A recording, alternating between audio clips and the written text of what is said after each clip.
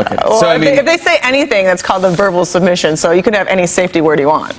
yeah. So, but could you show me just safely what the arm? Because you do like a, what is it called, the arm bar? The UFC once crowned Ronda Rousey as the fiercest woman alive, a fighter who seemed invincible.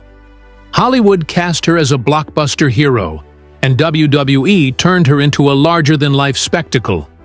But behind the dazzling lights and relentless hype lies a story the UFC never wanted you to uncover.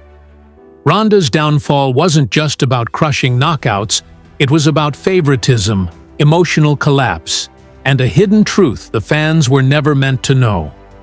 At the heart of it all is Dana White, who, some say, pulled strings to keep her legacy tightly under his grip. Tonight, we unravel what they've kept in the shadows. When Ronda Rousey first stormed into the UFC, she wasn't just a fighter.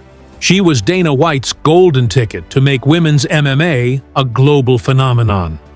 Before her, White had vowed women would never step into the octagon. Then came Ronda, a judo Olympian with a rare blend of skill, charm, and raw ferocity. From her debut, she was sold as a once-in-a-generation talent, a relentless force who could dismantle any opponent in seconds. Her early fights were over in a flash, leaving fans stunned. Her armbar was her calling card, brutal, precise, almost otherworldly in its execution.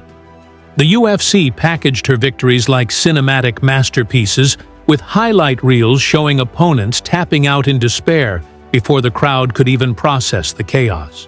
She wasn't just winning, she was obliterating. But what fans didn't see was how meticulously the UFC crafted this image. Every opponent was carefully chosen to amplify her strengths, ensuring her judo prowess shone while masking her weaknesses. Dana White hailed her as the greatest female athlete ever, even before she'd defended her title. The hype machine was in overdrive.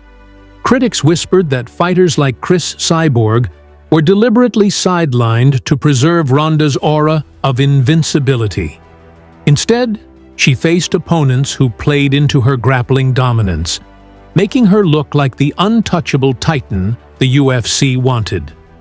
They weren't just building a champion, they were forging a myth, one that raked in millions and pulled mainstream eyes to MMA. Ronda graced magazine covers, talk shows, and movie screens. She transcended the sport, becoming a cultural icon, but beneath the polished facade, fractures were forming. A myth is powerful, but it's brittle, and once it starts to crack, there's no rebuilding it. The truth the UFC hid was the extent of Ronda's special treatment. From the start, she was shielded in ways other fighters could only dream of. Media duties? Lighter for her. While fighters like Miesha Tate or Joanna Jędrzejczyk slogged through grueling press tours, Ronda could skip interviews without consequence. If she snapped at a reporter, the UFC called it fire. If another fighter tried that, they'd face fines or reprimands. Dana White defended her at every turn, painting her as untouchable, both in and out of the cage. And the paychecks? Massive. While other women fighters scraped by, Ronda banked millions. She earned much of it. Her star power was unmatched. But resentment simmered backstage. Fighters muttered about her cherry-picked matchups, cushy promotions, and preferential treatment in training camps. To them, she wasn't just a fighter. She was the UFC's golden idol, protected at all costs. Fans noticed her attitude too. Her refusal to shake Miesha Tate's hand after their fight sparked boos. Marketed as a beacon of sportsmanship, her actions told a different story. The UFC swept it under the rug, burying criticism beneath slick promos and curated hype. Controversy wasn't a flaw, it was fuel for the spectacle. But this favoritism came at a cost. It insulated Ronda from reality, surrounding her with enablers who shielded her from growth. Instead of sharpening her skills, she leaned harder into her early strengths, never adapting until it was too late. The UFC needed her myth to stay pristine, but myths don't survive reality. For Ronda, that reality was barreling toward her faster than anyone wanted to admit. Behind the posters and highlight reels, Ronda fought a battle she kept hidden. To the world, she was the epitome of strength, a woman who crushed foes with an air of inevitability. But the truth was far bleaker. After her stunning loss to Holly Holm in November 2015, the myth of invincibility shattered spectacularly. Fans saw the head kick that sent her sprawling, but they didn't see the aftermath. A broken woman retreating from the world, grappling with wounds deeper than bruises. In a raw moment on the Ellen DeGeneres show months later, Ronda confessed she'd sat in a hospital bed after the Holm fight, contemplating suicide.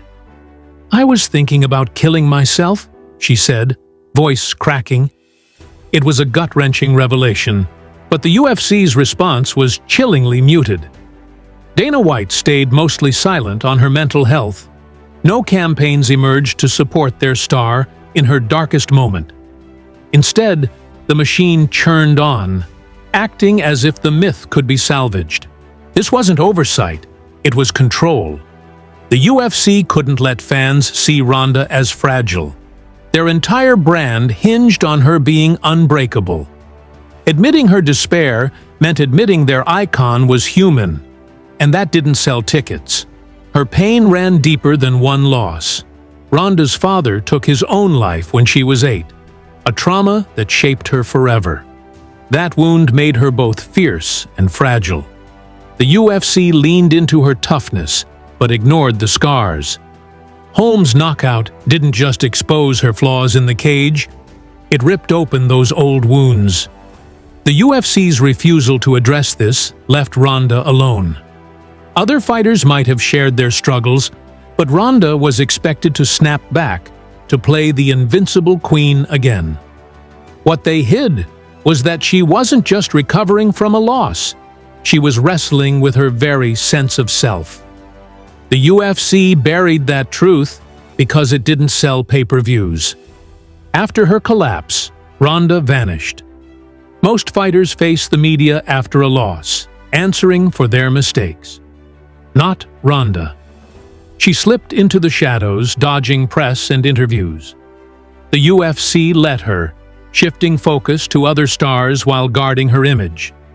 For any other fighter, this would have been unthinkable. For Ronda, it was orchestrated. Her relationship with the media had always been tense. She once stormed out of an ESPN interview after a question about her Holm loss, snapping and shutting it down. Normally, fighters would face heat for this. The UFC? They spun it as passion, protecting her from backlash. This was calculated. They couldn't let the public see her unraveling, so they gave her cover. Promotional videos glossed over her losses, focusing on her triumphs and Hollywood fame. It was as if the Holm and Nunes fights never happened. But this blackout stemmed from fear. Ronda's fear of facing questions and the UFC's fear of exposing their myth's fragility. Her identity was built on dominance, and when that crumbled, so did her willingness to speak. The UFC's silence wasn't about protecting Ronda. It was about protecting their brand. By shielding her, they dodged questions about their role in inflating her legend. That's why the silence lingered, and why the UFC rarely acknowledges the brutality of her fall. What they didn't want you to know is that her silence wasn't strength. It was erasure. At her peak, Ronda wasn't just a fighter.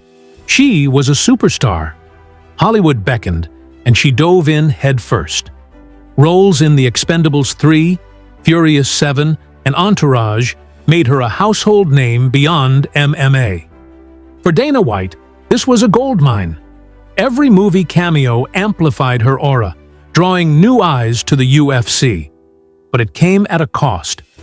While Ronda filmed action scenes, her rivals were grinding in the gym. The UFC spun her Hollywood gigs as proof of her transcendence, but insiders saw it differently. They argued she was distracted, her edge dulling with every red carpet appearance. Training camps grew shorter, less focused. Instead of fixing her weak striking, she leaned on her judo, coasting on past success. Her coach, Edmund Tarverdyan, fed the illusion, insisting she was untouchable. The UFC didn't push back. Ronda was too valuable. Any other fighter splitting their focus would have been called out. But Ronda got a pass because she was the brand. By 2015, the gap was glaring. Holly Holm had been dissecting Ronda's game for years, waiting for her chance. While Ronda juggled press junkets, Holm honed her striking. The result was catastrophic. Hollywood wasn't just a side gig, it was a fracture in her foundation. The UFC buried this, framing her as invincible even as her focus slipped. That denial made her fall hit harder.